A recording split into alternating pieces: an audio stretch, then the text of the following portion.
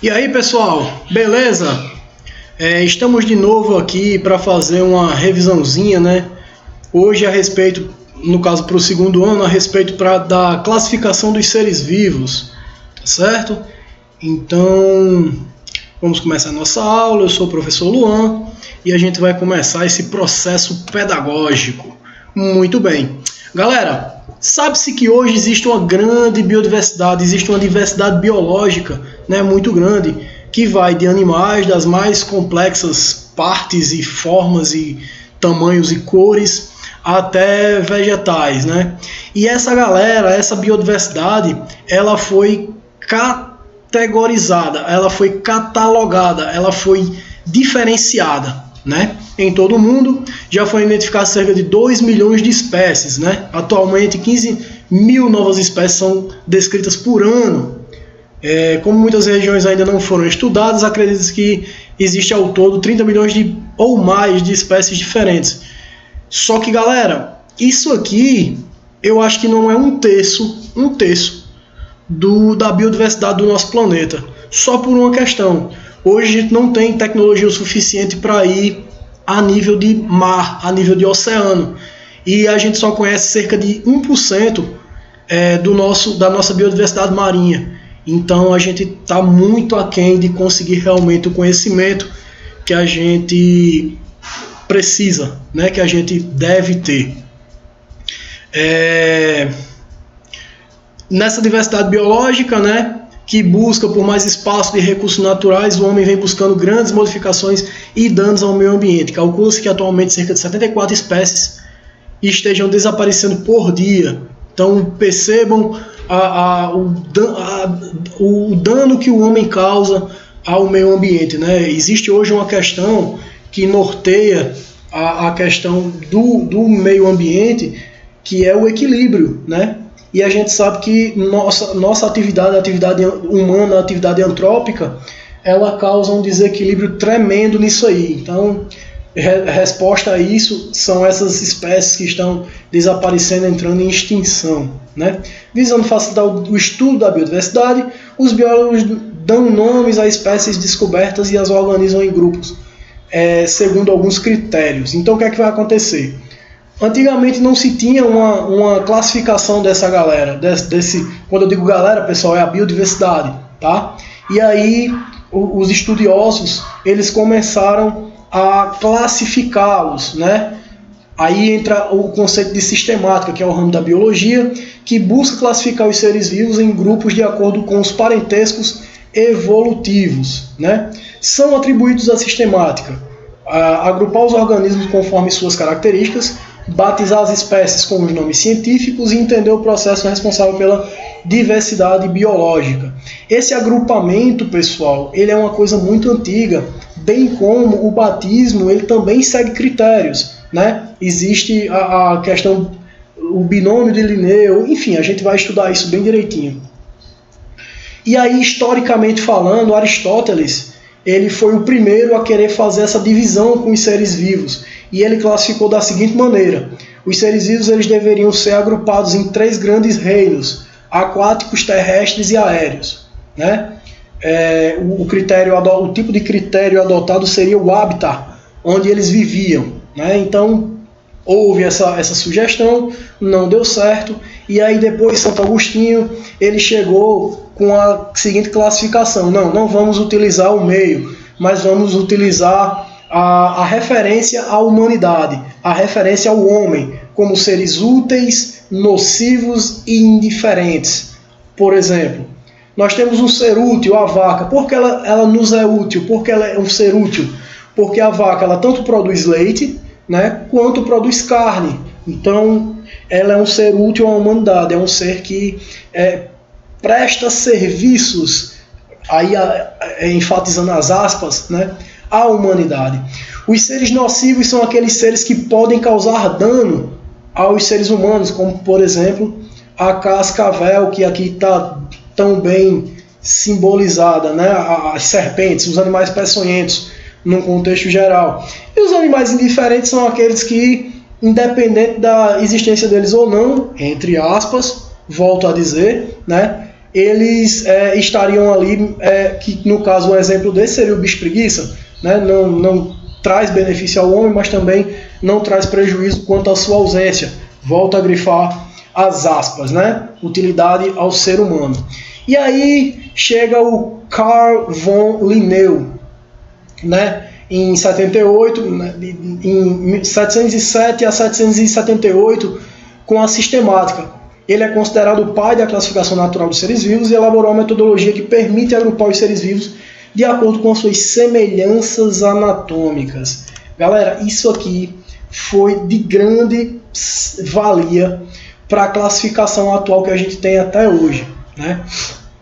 Então não é que a classificação anatômica ela diz necessariamente quem é quem, mas existem alguns critérios que são embasados nisso aí até hoje. Então Linné ele organizou as espécies em táxons ou grupos. Quando a gente fala táxons e grupos é a mesma coisa. E ele classificou da seguinte maneira: espécie, que é o menor de todos, né, que é a unidade, o gênero, a família, a ordem, a classe, o filo e o reino. De cima para baixo, né, nós temos que reino é um conjunto de filos, filos é um conjunto de classes, classes é um conjunto de ordens, ordens é um conjunto de famílias, famílias é um conjunto de gênero, né? E gênero é um conjunto de espécies. E espécies é um conjunto de todo indivíduo que compartilha estruturas típicas ausentes em outras espécies. Só que hoje já sabemos que o conceito de espécie ele leva muito em consideração a questão da sua capacidade de reproduzir. Porque se nós temos seres de espécies diferentes, ele pode até gerar uma prole, mas essa prole será infértil. Então, o conceito de espécie hoje ela gira mais em torno disso do que qualquer outra coisa. Certinho? E aí veio a sistemática, utilizando-se também os prefixos super ou sub para indicar agrupamentos de táxons semelhantes. Então a gente tem a superordem, a superclasse, o subgênero, a subespécie, né? Isso aqui, pessoal, a nível de ensino médio, ele é uma coisa um tanto quanto complexa, né? É interessante que vocês saibam que existem subclassificações, mas não é bem o foco do ensino médio. Então, assim, eu estou passando isso aqui para vocês mais para que vocês entendam que existem, tá? Não para que vocês realmente se atentem a saber disso. Até porque eu não vi ainda no Enem cobrar nada sobre isso, né? Levando em consideração que o Enem pouco se cobra a respeito de taxonomia, mas é um conteúdo que é comum à grade e a gente vai ter que colocar, tá certo? E aí a gente tem as regras de nomenclatura, né? Os nomes utilizados são em latim, tá certo? Ou numa versão latinizada da palavra, ou palavra que se pretende utilizar. Então a nomenclatura de espécies é binominal, né? Ela também tem uma coisa trinominal, só que quando é trinominal ela faz menção às super ou subespécies, tá certo? Então ela tem algumas classificações e isso sim é interessante que vocês saibam. Por quê? Porque de repente numa prova do Enem ou qualquer outro concurso que vocês venham a fazer, pode estar vindo uma pegadinha. E vocês sabendo dessas regras, dessas classificações, vocês podem estar saindo de algumas ciladas. Então, em primeiro lugar, a primeira letra refere-se ao nome do gênero. E a segunda letra, que no caso não é letra, seria palavra, né? Ela é sempre minúscula e se refere à espécie, né? Por exemplo, canes familiares, né? A gente está falando do cachorro, né? Mas sempre é gênero e espécie. Gênero e espécie. Ele é do gênero canis e da espécie familiares. Felis catus, né? Ela é do gênero Felis e da família Catus, né? E da espécie Catus, beleza? E deve ser escrito em itálico e ou sublinhado. Quando a gente tem e ou, ele tanto pode ser escrito só itálico ou itálico e sublinhado, tá certo? Ninguém vai estar sublinhando isso em prova, em qualquer coisa que venha a pedir. Então, vocês podem escrever de forma normal, ou só itálico, Mas se vocês não escreverem em itálico, é interessante que sublinhem para mostrar ao avaliador que vocês têm noção da questão da nomenclatura. Beleza? As regras de nomenclatura de subespécie. Aqui a gente tem o trinominal, né? Vou mostrar para vocês saberem que tem, mas isso é pouquíssimo cobrado, tá? Então nós temos crotalos terrífucos. Então é a cobra cascavel brasileira. Crotalos é a espécie, né? Ou melhor, é o gênero, né? O terrífucos é o nome científico, ou seja, a espécie, gênero, espécie, e o outro terrífucos seria o nome da subespécie, tá certo? Beleza? Tranquilo? Aí aqui a gente tem a regra de nomenclatura, quando é usado SP ou SPP.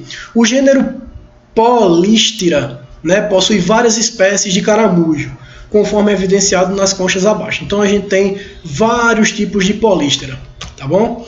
Quando se quer citar uma espécie qualquer, situada dentro de um gênero, usa-se a terminação SP. Por exemplo, Polistera SP significa qualquer espécie dentro do Polistera. Ou seja, quando a gente quer fazer menção ao gênero Polistera, a gente pode usar o SPP. Agora, quando a gente quer citar qualquer uma das espécies, ou melhor, várias espécies situadas dentro do gênero, ou seja, quando a gente quer nominar indivíduos, a gente usa o SPP, né? Significa que são várias espécies do gênero Polistera, beleza? Uma outra questão, uma outra observação. Tanto o SP quanto o SPP é escrito de forma minúscula e não itálico e nem é grifado. Ou seja, aqui a gente está vendo que ele tá o nome Polistera, ele está itálico e está sublinhado. A gente viu que pode ser um ou outro. Mas o SPP ele está escrito de forma normal. Tá certo? Não precisa usar para essa terminação, para esse sufixo SPP, as regras de nomenclatura para gênero e espécie. Certo? E aí a gente tem dentro da sistemática alguns táxons, por exemplo, os táxons acima de espécie, né? Nomenclatura uninominal, inicia maiúscula e em latim, não é necessário itálico ou grifo, ou seja, sublinhar, né? Então a gente tem a família Felídea, Canídea, a Fabácea, a Rosácea. Então todas essas questões acima de espécie, né? A gente viu que tem gênero e espécie, eles não precisam usar a nomenclatura uninominal, beleza? Então vocês, por exemplo, a família dos felídeos, que são os gatos, vocês só escrevem felídeo. E outra coisa, percebe que em família sempre termina com AE. Isso é uma característica, esse sufixo é uma característica que está falando sobre família.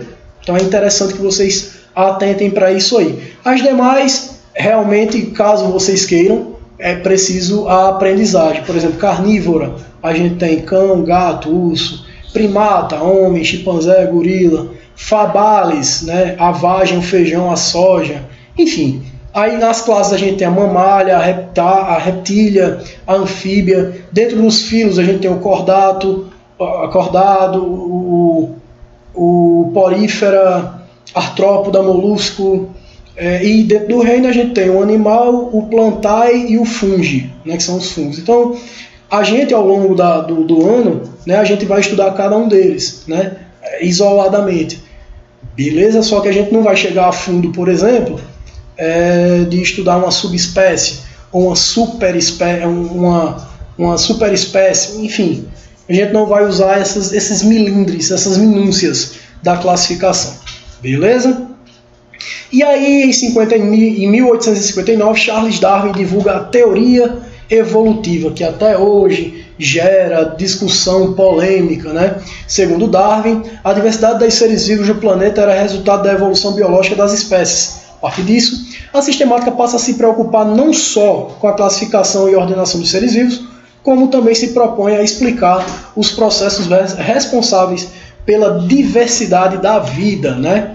E aí ele usa a questão da filogenia. E esse aqui é o chamado tentilhão, né? É uma ave de Galápagos, onde Charles Darwin, durante as grandes navegações que ele fez, né, que ele foi o chefe de pesquisa, digamos assim, ele fez algumas anotações e percebeu que, de acordo com o local onde esses tentilhões eles aconteciam, né, eles tinham variações, né? Então, se o ambiente era não tinha muita vegetação, ele tinha uma coloração mais escura. Se a vegetação era mais abrangente, esse tentilhão tinha uma coloração mais colorida. A sua pata, né, a sua estrutura, ela era de acordo com o terreno, com o substrato onde ele se fixava. O seu bico, ele tinha modificações. Então tudo isso foram verificações que ele fez e disse e constatou, embasou a sua tese de que isso era questões evolutivas, né? E aí, dentro das ideias de Darwin, o conceito de filogenia. Para Darwin, duas espécies que possuem um ancestral mais recente devem apresentar maior semelhança entre si do que os comparados a outras espécies, cujos ancestrais comuns seja mais antigo. Então, por exemplo, entre o gorila, o chimpanzé e o homem é mais próximo do chimpanzé. Por quê? Porque eles têm um ancestral mais próximo. A partir do momento que o homem tem um ancestral em comum com o gorila, isso não o faz mais próximo do que o chimpanzé. Por quê? O seu ancestral comum mais próximo é entre o chimpanzé. Deu para entender, né? E aí foram criadas as árvores filogenéticas, os cladogramas, né? Que são diagramas que representam as relações de parentesco evolutivo entre as espécies. Então, sabe-se que nós todos temos um ancestral em comum. E a partir desse ancestral em comum, houveram variações na sua árvore filogenética, no seu cladograma, né? E aí essas árvores filogenéticas, elas foram feitas de acordo com a evolução. Então tem o tempo que passa, né? E a partir das evoluções impostas, a partir das condições impostas pelo meio ou não, né? Houveram derivações. Essas derivações são tidas como evoluções, beleza? E aqui a gente coloca um exemplo, né? A gente tem um ancestral comum, que é um mamífero, né? Está na classe mamália, né? Na ordem, dessa classe houveram duas ramificações, né? De ordem. Houve a Perissodactyla e a Ariodáctila, né? Dessa Perissodactyla houveram duas outras ramificações, ou melhor, 3 outras novas ramificações, né? As girafas, os porcos e os hipopótamos, eles pararam aqui. Só que aqui houve 3 novas variações de famílias. A Equidae, né? A Tapiridae e a Rhinocerontidae. Beleza? Dessas 3, a Equidae teve o gênero Equus, a Tapiridae teve o gênero Tapirus, né? E na Rhinocerontidae houveram 2 gêneros, então já houve uma evolução. Houve o rhinóceros, o gênero Rhinoceros, e o gênero Dicerus, tá? Que dessas ramificações surgiram 2 espécies, 2 novas espécies, certo? Da mesma forma que no Tapirus houve uma ramificação de 2 espécies, o Tapirus terrestres e o Tapirus índicos, que são 2 espécies de antas. Da mesma forma que no gênero Equus, houveram 3 ramificações de espécies. Houve o asno, o cavalo e a zebra. Então nós temos espécies distintas. Ah, professor, mas eu tenho uma dúvida. O senhor falou claramente que quando nós temos 2 espécies distintas, elas não geram descendentes. Pera lá, bebezão. O que eu falei foi o seguinte: 2 espécies distintas, elas podem até gerar descendência, mas a sua descendência, ela não vai ser fértil mediante a situação de que são espécies distintas.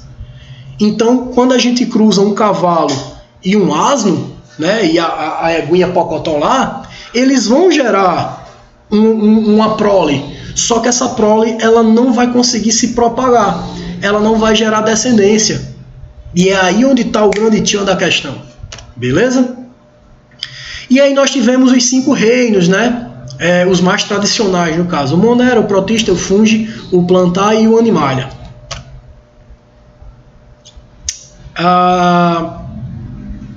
Tivemos aí as bactérias, as arqueobactérias, né? As bactérias verdadeiras e as bactérias primitivas. Os protistas, os protozoários e algas, os fungos, né? Que a gente vai começar a vê-los. O Plantae e o Animalia, né? Plantas e animais, né? Necessariamente. E aí a gente tem 3 domínios: o domínio bactéria, que são as bactérias verdadeiras, as arqueobactérias, as bactérias primitivas, e o domínio eucária, que são as eucarióticas, ou seja, bactérias mais recentes que têm a carioteca. Certinho, pessoal? Bom, a gente finaliza aqui essa videoaula. Eu queria só deixar para vocês uma professora que fez uma paródia a respeito do assunto, que eu achei bem válida, bem pertinente, e aí eu queria passar para vocês, para que vocês revissem essa paródia e de repente abrisse a mente de vocês, para de repente vocês fazerem paródias. Então eu vou colocar no descritivo lá da atividade, que vocês vejam um assunto e, ao invés de fazer uma síntese, eu queria que vocês publicassem um vídeo, né, de resposta, ou no YouTube, ou até mesmo na plataforma, fazendo uma paródia. E a mamãe, o papai, o titio, o vovô, vovó, eles podem ajudar isso aí em vocês. Vai ser uma atividade em grupo, em família, beleza? Fica aí com o vídeo para vocês entenderem do que eu estou falando.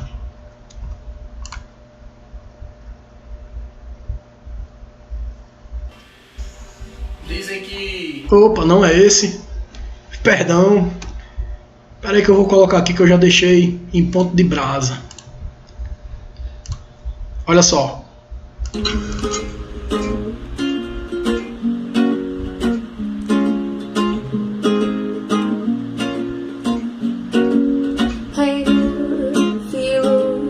Classe, ordem, ficofase, ficofase, família, gênero e também a espécie. Ficofase, ficofase, pneu do sistema Nature. Começou a classificar os organismos em grupos hierárquicos, e por taxons começou a chamar reino, filo, classe, ordem. Ficofase, ficofase, família, gênero e também tem espécie.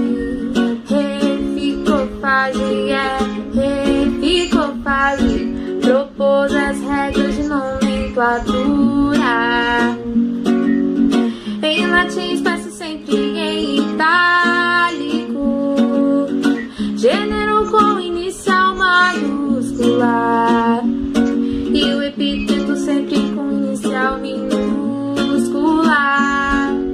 Reino, filo, classe, ordem.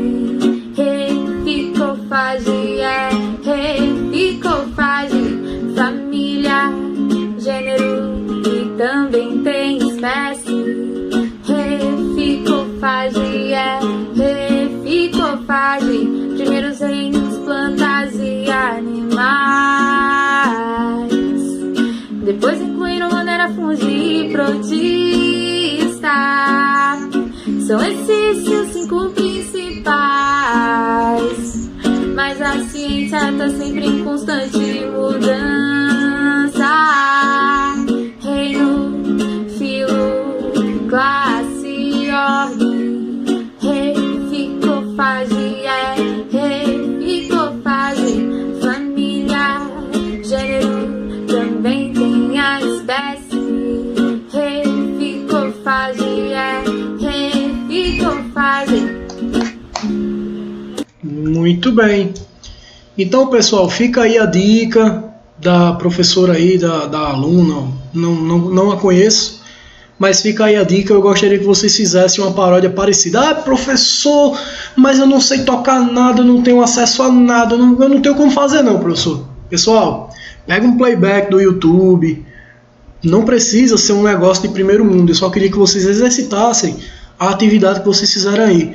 E aí chama a mamãe, chama o papai, chama todo mundo para participar, para fazer um negócio bem legal. E aí eu vou pedir que vocês postem no canal de vocês, ou mande para mim